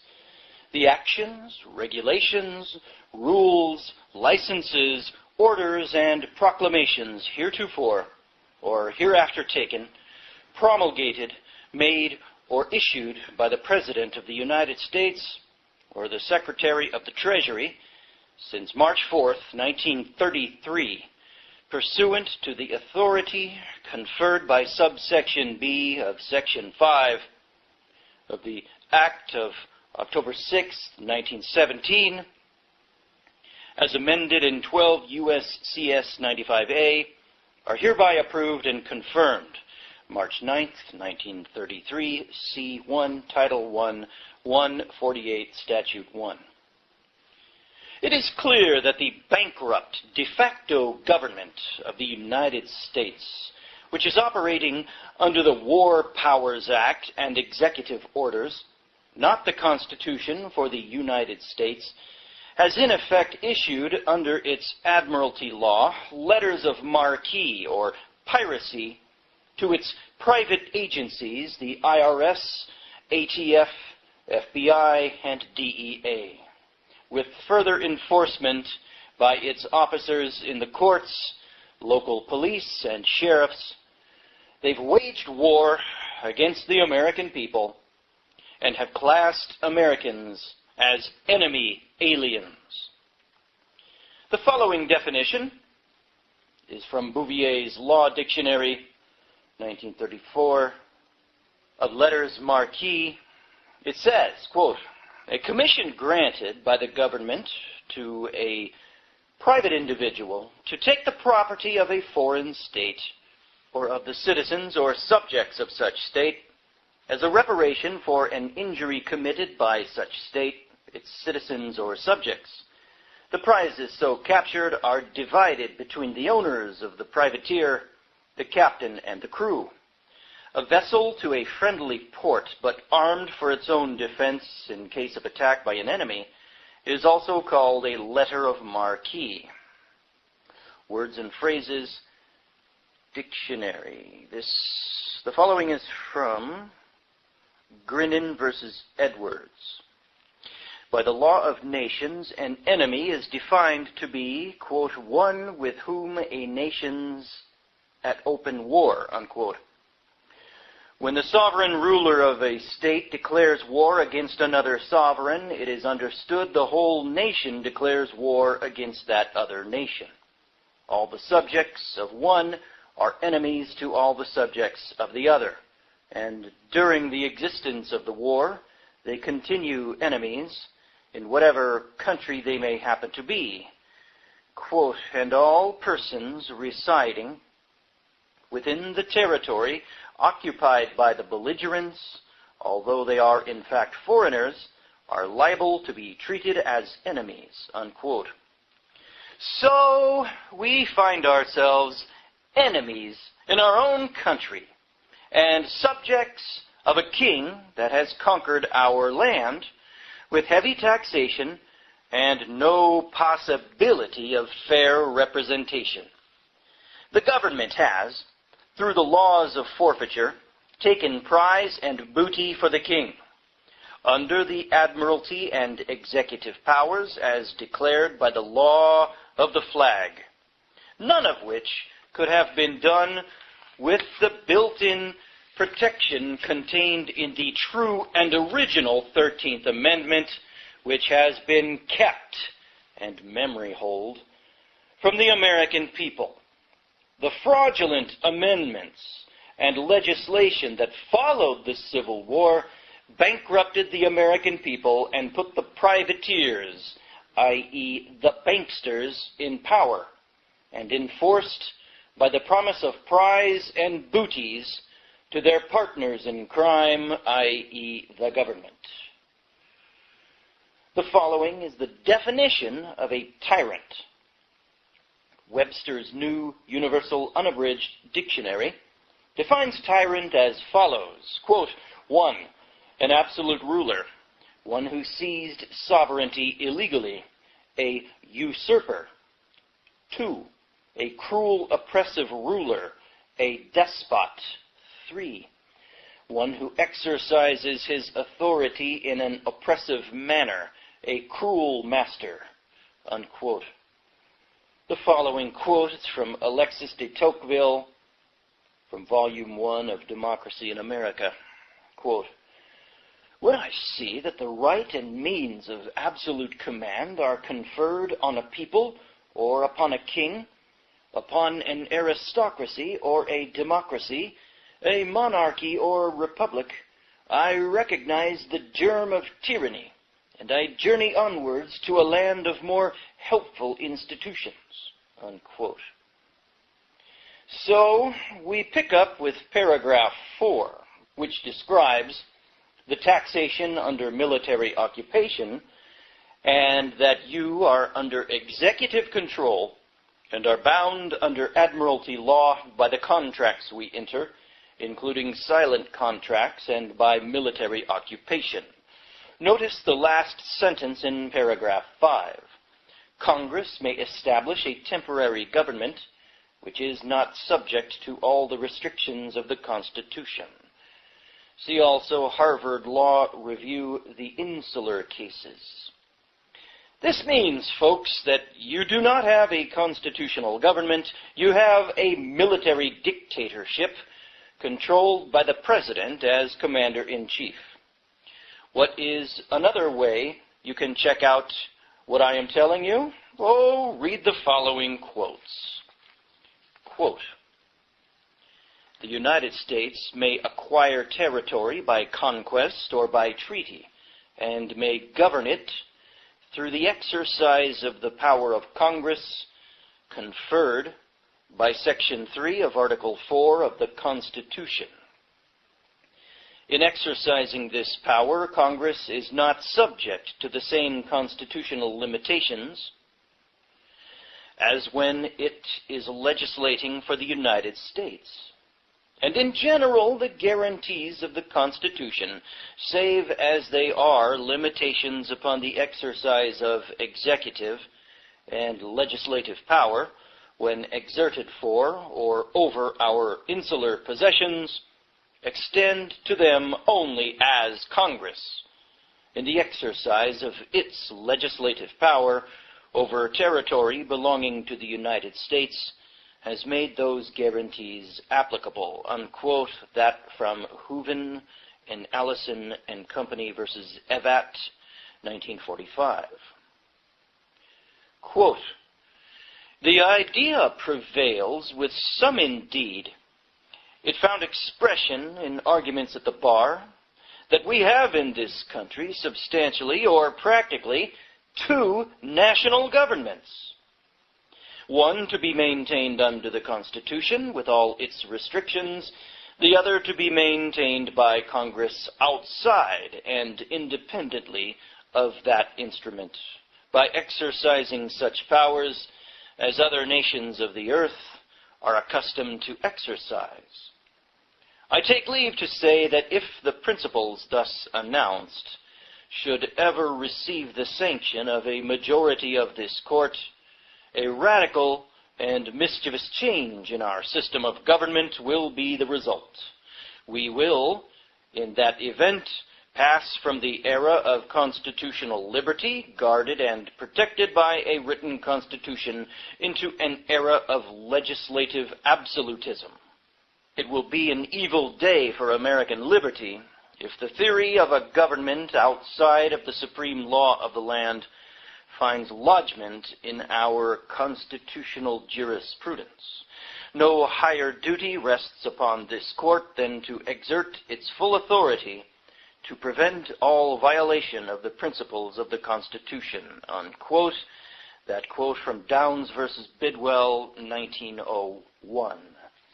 Okay, folks, this has been part 2 of "The United States is Still a British Colony" by James Montgomery. I'm Gordon Comstock. This has been The Ministry of Truth. This is The Ministry of Truth. I'm Gordon Comstock. Time for part 3 of "The United States is Still a British Colony" by James Montgomery. A military flag. And to further confirm and understand the significance of what I have told you in the previous 2 episodes, you need to understand the fringe on the United States flag. Read the following. First, the appearance of our flag is defined in Title 4, Section 1, U.S.C. Quote, "The flag of the United States shall be 13 horizontal stripes, alternate red and white. And the union of the flag shall be 48 stars, white in a blue field." Unquote. Parentheses, my note. Of course, when new states are admitted, new stars are added in parentheses. A footnote was added on page 1113 of the same section, which says, quote, "Placing of fringe on the national flag The dimensions of the flag and arrangement of the stars are matters of detail not controlled by statute, but within the discretion of the President as Commander-in-Chief of the Army and Navy." Unquote. The President, as military commander, can add a yellow fringe to our flag. When would this be done? During a time of war. Why? A flag with a fringe is an ensign, a military flag. Read the following, quote, "Pursuant to USC Chapter 1, 2, and 3, Executive Order Number 10834, August 21st, 1959, 24 FR 6865. A military flag is a flag that resembles the regular flag of the United States, except that it has a yellow fringe bordered on 3 sides.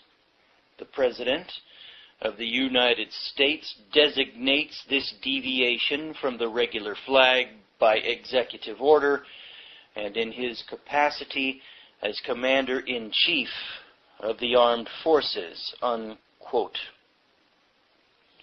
From the National Encyclopedia, Volume 4. Quote, "Flag, an emblem of a nation, usually made of cloth and flown from a staff. From a military standpoint, flags are of 2 general classes. Those flown from stationary masts over army posts, and those carried by troops in formation. The former are referred to by the general name flags. The latter are called colors when carried by dismounted troops. Colors and standards are more nearly square than flags and are made of silk with a knotted fringe of yellow on 3 sides. ... Use of the flag. The most general and appropriate use of the flag is as a symbol of authority and power." Unquote. The following quote is from Bouvier's Law Dictionary, 1914. Quote, "The agency of the master is devolved upon him by the law of the flag. The same law that confers his authority ascertains its limits, and the flag at the masthead is notice to all the world of the extent of such power to bind the owners or freighters by his act. The foreigner who deals with this agent has notice of that law, and if he be bound by it, there is not injustice. His notice is the national flag which is hoisted on every sea, and under which the master sails into every port, and every circumstance that connects him with the vessel isolates that vessel in the eyes of the world, and demonstrates his relation to the owners and freighters as their agent for a specific purpose, and with power well defined under the National Maritime Law." Unquote. Don't be thrown by the fact they are talking about the sea and that it doesn't apply to land. Admiralty law came onto land in 1845 with the Act of 1845 by Congress. Next, a quote from the court case Roostrat versus People. Quote, "Pursuant to the law of the flag, a military flag does result in jurisdictional implication when flown. The plaintiff cites the following. Under what is called international law, the law of the flag, a ship owner who sends his vessel into a port gives notice by his flag to all who enter into contracts with the shipmaster that he intends the law of the flag to regulate those contracts with the shipmaster, that he either submit to its operation or not contract with him or his agent at all, unquote. I have had debates with folks that take great issue with what I have said. They dogmatically say the Constitution is the law and the government is outside the law. I wish they were right. But they fail to see or understand that the American people have been conquered, unknowingly, yet conquered all the same. That is why a judge will tell you not to bring the Constitution into his court or a law dictionary, because he is the law, not the Constitution. You have only to read the previous Senate's report on national emergency to understand that the Constitution and our constitutional form of government no longer exists. Further evidence: Social Security. I fail to understand how the American people could have been so dumbed down as to not see that the Social Security system is fraudulent and that it is based on socialism, which is the redistribution of wealth right out of the Communist Manifesto. The Social Security system, first, is fraud. It is insolvent and was never intended to be solvent. It is used for a national identification number and a requirement to receive benefits from the conqueror, i.e. king.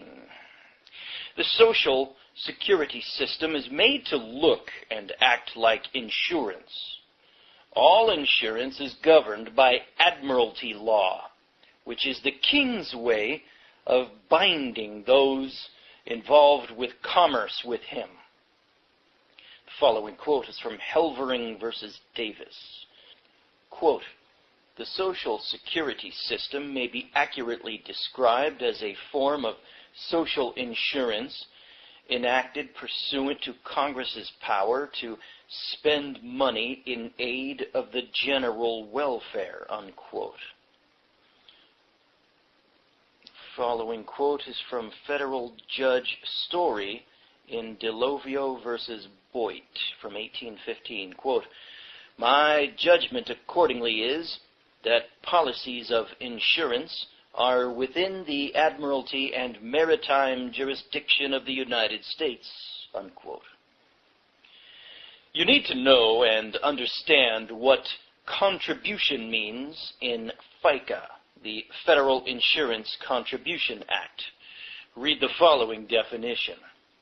Contribution, from Black's Law Dictionary, 6th edition. The right of one who has discharged a common liability to recover of another also liable.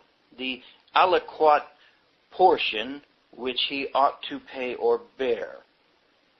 Under principle of contribution, a tortfeasor against whom a judgment is rendered is entitled to recover proportional shares of judgment from other joint tortfeasor whose negligence contributed to the injury and who were also liable to the plaintiff. The share of a loss payable by an insurer when contracts with two or more insurers cover the same loss. The insurer's share of a loss under a coinsurance or similar provision.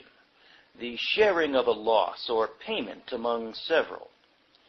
The act of any one or several of a number of co-debtors, co-sureties, etc., in reimbursing one of their number who has paid the whole debt or suffered the whole liability, each to the extent of his proportionate share," unquote. Thereby making you obligated for the national debt. The Social Security system is one of the contractual nexuses between you and the king. Because you are involved in the king's commerce and have asked voluntarily for his protection, you have accomplished the following. you have admitted that you are equally responsible for having caused the national debt, and that you are a wrongdoer, as defined by the above definition. You have admitted to being a 14th Amendment citizen who only has civil rights granted by the king. By being a 14th Amendment citizen, you have agreed that you do not have standing in court to question the national debt. Keep in mind, this is beyond the status of our country and people, which I covered earlier in this paper. We are in this system of law because of the conquest of our country. Congress has transferred its constitutional obligation of coining money to the Federal Reserve, the representatives of the king.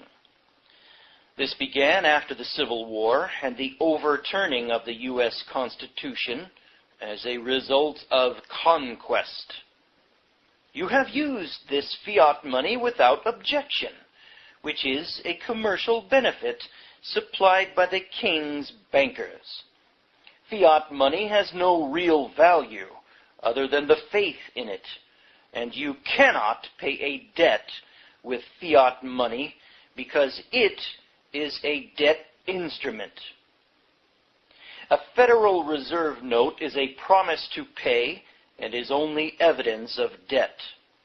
The benefit you have received is you are allowed to discharge your debt, which means you pass on financial servitude to someone else. The someone else is our children. When you go to the grocery store and hand the clerk a $50 Federal Reserve note, you have stolen the groceries and passed $50 of debt to the seller. Americans try to acquire as much of this fiat money as they can. If Americans were aware of this, it wouldn't matter to them because they don't care if the merchandise is stolen as long as it is legal. But what happens if the system fails? Those with the most fiat money or real property, which was obtained with fiat money, will be forfeited to the king. Everything that was obtained with this fiat money reverts back to the king. I will explain in the conclusion of this paper. Because use of his fiat money is a benefit supplied by the king's bankers, it all therefore transfers back to the king. The king's claim to the increase in the country comes from the original charter of 1606. But it is all hidden. Black is white and white is black. Wealth is actually debt and financial slavery. For those that do not have a Social Security number or think they have rescinded it, you are no better off. Well, there goes George Gordon's argument, I think. As far as the king is concerned, you are subject to him also. Why?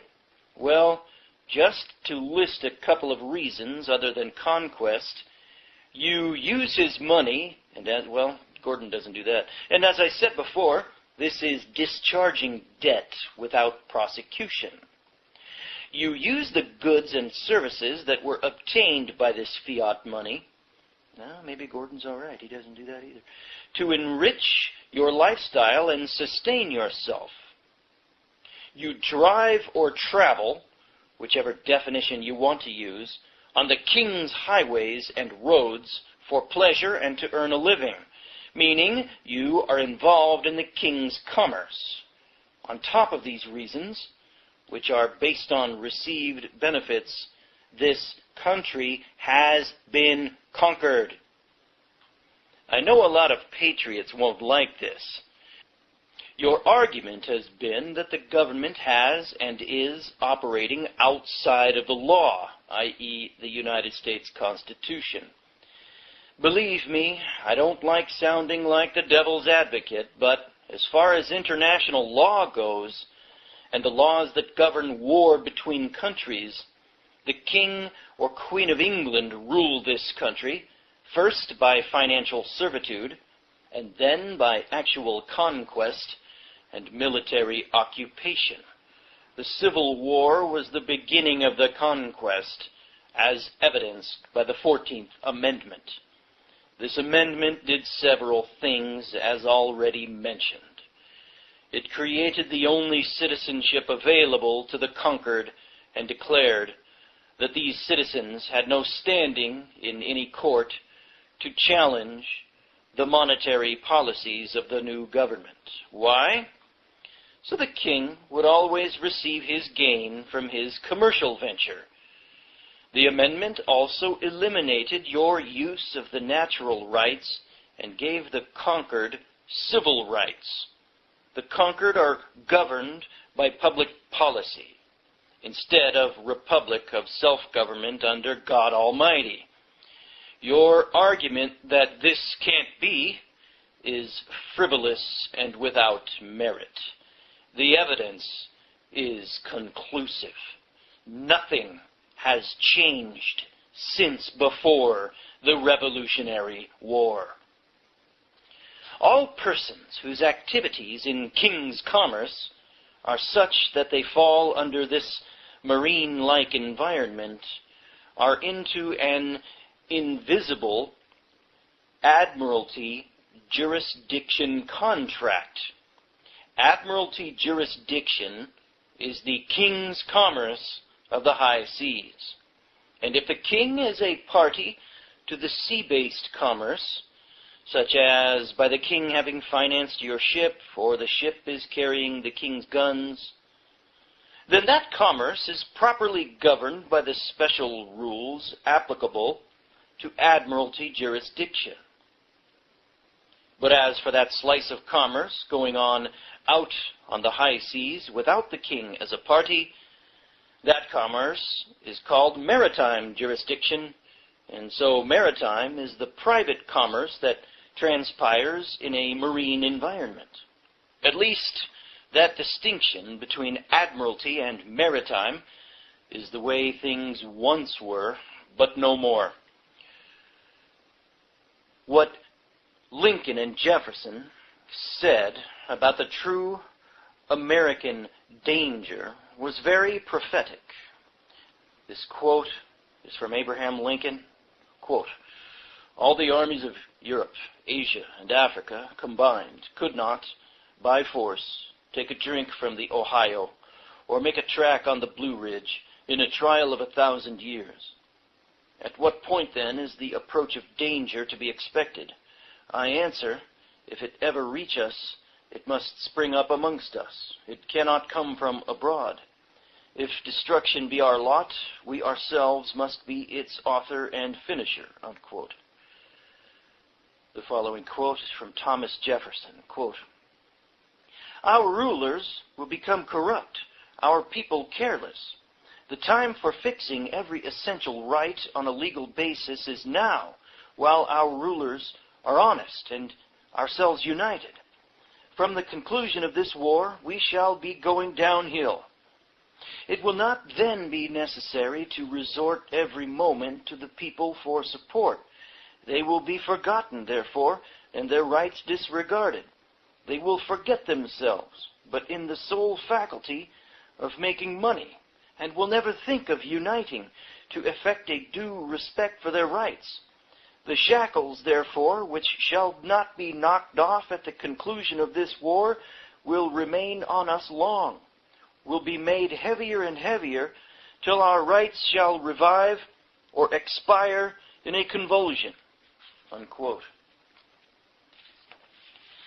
Below are the political platforms of the Democrats and the Republicans. As you can see, there is no difference between the two. Plain socialism either way. They are both leading America to a world government, just as Cornwallis said, and that government will be the British Empire or promoted by the British. The following is from the Democratic Party platform of 1936. Quote, "We have built foundations for the security of those who are faced with the hazards of unemployment and old age, for the orphaned, the crippled, and the blind. On the foundation of the Social Security Act, we are determined to erect a structure of economic security for all our people, making sure that this benefit shall keep step with the ever-increasing capacity of America to provide a high standard of living for all its citizens." Unquote.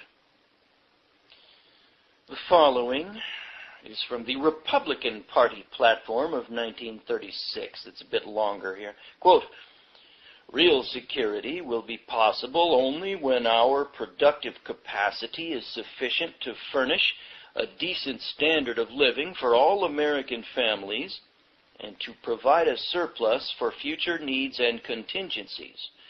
For the attainment of that ultimate objective, we look to the energy, self-reliance, and character of our people, and to our system of free enterprise. Society has an obligation to promote the security of the people by affording some measure of protection against involuntary unemployment and dependency in old age.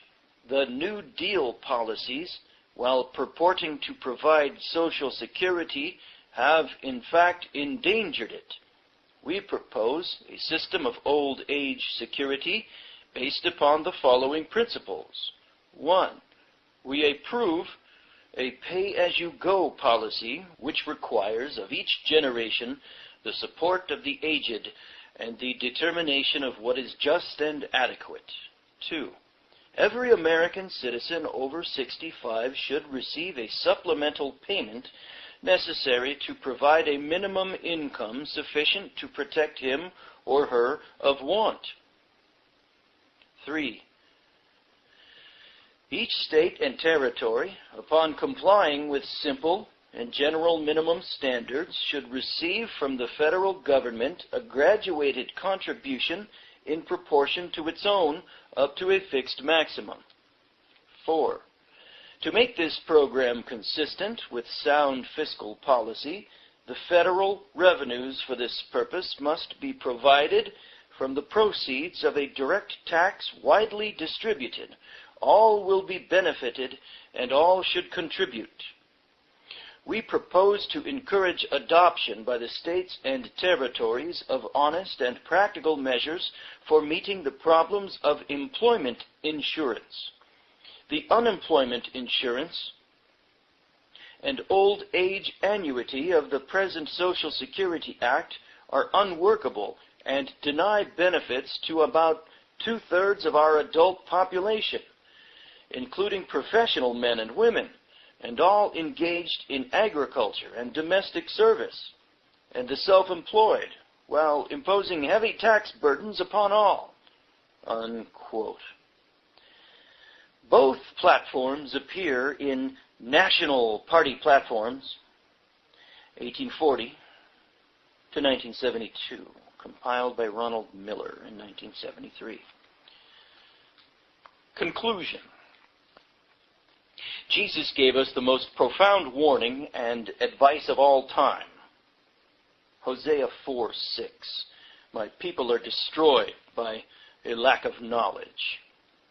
This being our understanding and spiritual development in His Word. When applied to many facets of life, His Word exposes all of life's pitfalls. Jesus Christ's Word covers all aspects of life. The working class during the 1700s were far more educated than now, but this was still not enough to protect them from the secret subterfuge practiced by the lawyers and bankers. Only with understanding of Jesus Christ's Word can the evil application of man's law be exposed and understood for what it is. This is why Jesus also warned of the beguilement of the lawyers and the deceit and deception they practice. Another reason the working class have been unable to understand their enslavement is because of the time spent working for a living. At wages supplied by the upper class, sufficient to live and even prosper, but never enough to attain upper class status. This is basic class warfare. This system is protected by the upper class controlling public education to limit and focus the working class's knowledge to maintain class separation. What does this have to do with this paper? Everything. This is the reason our upper class forefathers submitted to the king in the Treaty of 1783. After this treaty, and up to the Civil War, the working class were busy making this the greatest country in the history of the world. You see, they believed they were free. And a free man will work much harder than a man that is subject or a slave. As a whole, the working class were not paying attention to what the government was doing, including its treaties and laws. This allowed time for the banking procedures and laws to be put in place over time while the nation slept, so the nation could be conquered during the Civil War. The only way to regain this country is with the re-education of the working class, so they can make informed decisions and vote, well, good luck on that, vote the mismanagers of our government out of office. As Joseph Stalin said, it's not who votes, it's who counts the votes. We could then reverse the post-Civil War socialist laws and the one-world government laws that have been gradually put in place since the Civil War. Until the defeat of America is recognized, victory will never be obtainable.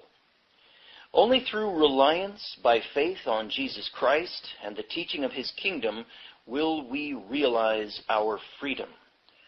As I said earlier, just as this country has been conquered, when Jesus Christ returns, He conquers all nations and takes possession of His kingdom and rules them with a rod of iron. Revelation 11:15 to 18. His right of ownership is enforced by the law, God Almighty. The following quote is from Thomas Jefferson, quote, "And to preserve their independence, we must not let our rulers load us with perpetual debt. We must make our election between economy and liberty or profusion and servitude. If we run into such debts as that, we must be taxed in our meat and in our drink, in our necessaries and our comforts, in our labors and our amusements, for our callings and our creeds, as the people of England are, our people, like them, must come to labor 16 hours in the 24. Oh, yeah, that's what we have now. And give the earnings of 15 of these to the government for their debts and daily expenses. And the 16th being insufficient to afford us bread, we must live, as they do now, on oatmeal and potatoes, or TV dinners while the wife's at work as well as the husband, and nobody's watching the child. Have not time to think, no means of calling the mismanagers to account, but be glad to obtain subsistence by hiring ourselves to rivet their chains on the necks of our fellow sufferers." Unquote. Boy, Thomas Jefferson.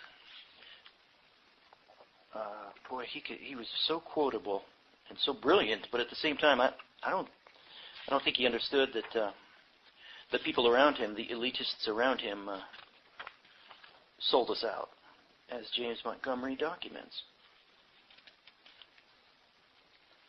All right. I'll just briefly go through some highlights of the voluminous footnotes that, especially just for an essay, that James Montgomery includes here. He starts out with the original charter for Virginia. The next footnote, too, though. Look at this. The Paris Peace Treaty, which supposedly ended the Revolutionary War with the United States as supposedly the winner. Well, look how it starts here. This is from the Paris Peace Treaty, ending the Revolutionary War. It, having pleased the divine providence to dispose the hearts of the most serene and most potent Prince George III, and it lists all of his titles. One of them is the Prince Elector of the Holy Roman Empire and the United States of America, to forget all past misunderstandings and differences that have unhappily interrupted the good correspondence and friendship which they mutually wish to restore. And it lists the fellow, it goes on from there, it lists the fellow co-signers: David Hartley, Esquire; John Adams, Esquire; Benjamin Franklin, Esquire; John Jay, Esquire. Those are all titles of nobility, showing that all four of those men were subject still to the King of Britain. But you will find that it's the king dictating the treaty here, dictating the terms of this treaty. The king, the supposed loser of this war, dictating the treaty. You see anything wrong with this picture? Okay, check out Article 4 here. Look how they snuck this in. Article 4 of the Peace Treaty. It is agreed that creditors on either side shall meet with no lawful impediment to the recovery of the full value in sterling money of all bona fide debts heretofore contracted. There you go. Just like David Astle pointed out in the Babylonian Woe, the front man for the bankers, in this case King George III, they will always cover for the bankers, always make sure the bankers, their bosses, get paid. But wait a minute, didn't we win the war? And we got to pay the king's bankers still? Okay. But basically, if you go through all the articles in the treaty, you'll see that it is, even as it started out, it's the King of England who is setting all of the terms. Article 1, 2, you name it. He was calling the shots. And since when does the loser in a war do that? The King of England was not the loser in that war. Moving on in history and in the footnotes, this is Jay's treaty from a few years later. Oh gosh, what year was this? It doesn't say.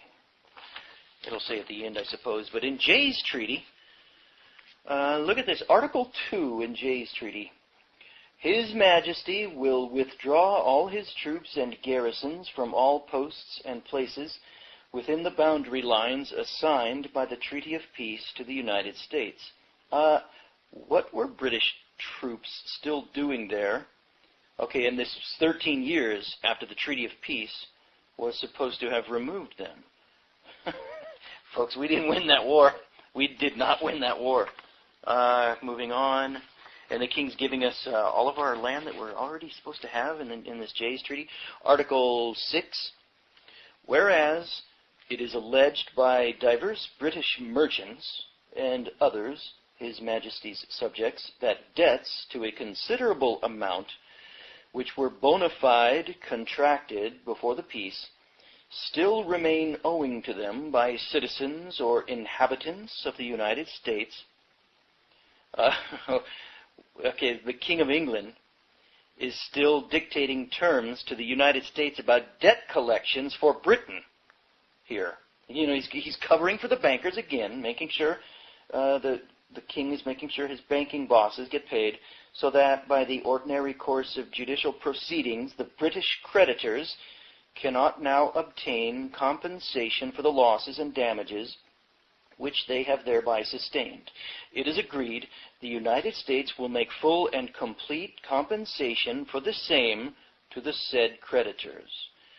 What is the King of Britain doing dictating that if we really won that war, folks? Okay, Article 12 of Jay's Treaty. His Majesty consents,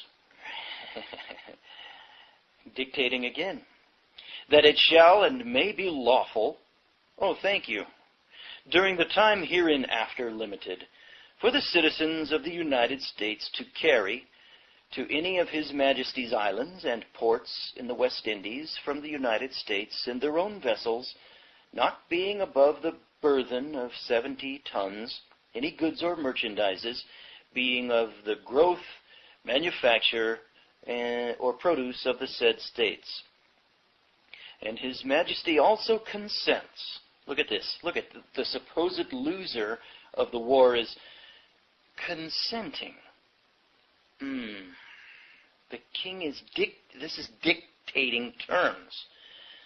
If the king had lost that war, this wouldn't happen. This is not the way it happened, as James Montgomery pointed out. When on the USS Missouri, when General MacArthur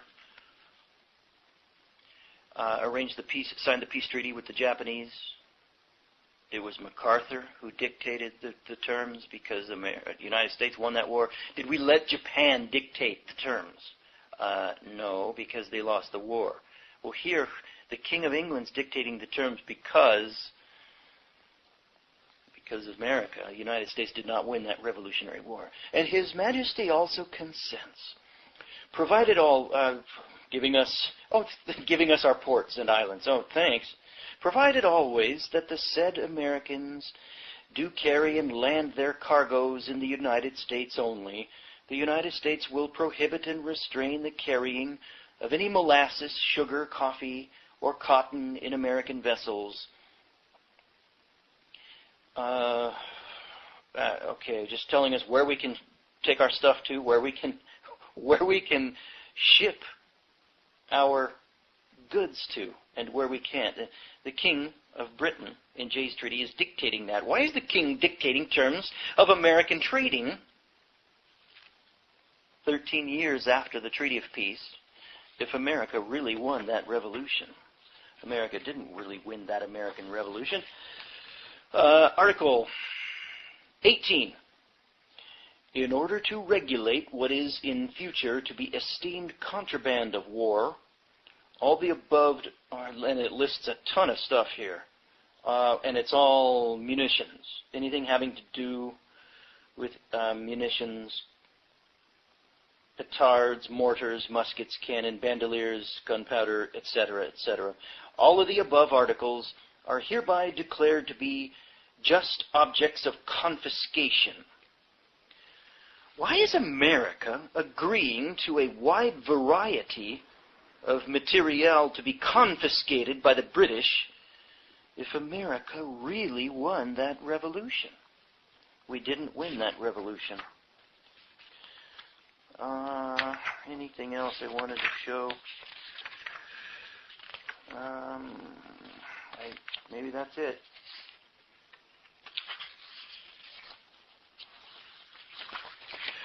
Something else I got highlighted here, and then we'll call it a day.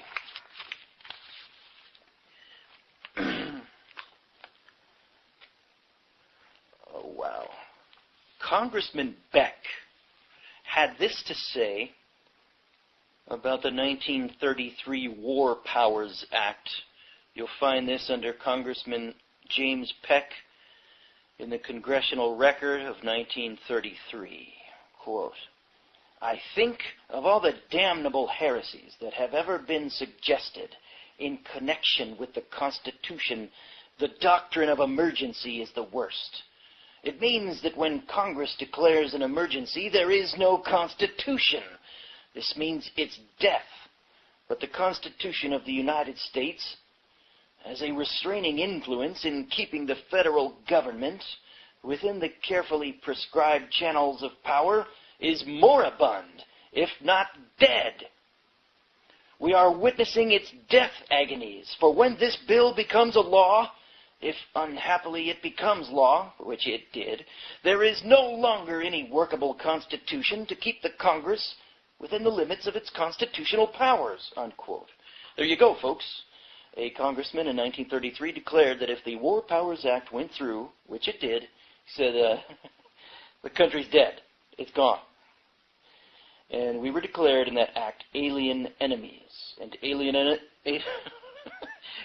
enemies, it's late. Alien enemies, defined in Bouvier's Law Dictionary, they're said to have no rights, no privileges, unless by the king's special favor during time of war. And it's one who owes allegiance to the adverse belligerent. That's us.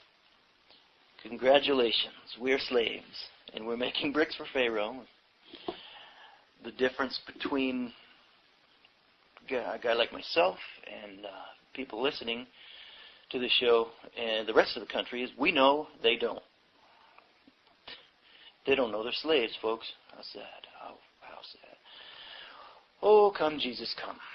This has been part 3 and the close of The United States is Still a British Colony by James Montgomery. I tell you what, I'm going to get into just one more essay by James Montgomery. I think it's going to be that the one called A Country Defeated in Victory, because he goes into greater detail on exactly how they pulled off the shenanigans how the founding quote-unquote fathers pulled off the shenanigans of making us believe the Constitution was one thing when it really was not. It was so there'll be a couple more shows about James Montgomery, and that'll be that. But this has been his essay, The United States is Still a British Colony. So stop hearkening. Stop referring back to the Constitution. It meaningless. Gone. It never meant anything. It gave us some privileges. Okay, this has been the Ministry of Truth. I'm Gordon Comstock. Thank you for listening. Over and out. Come, Jesus. Come.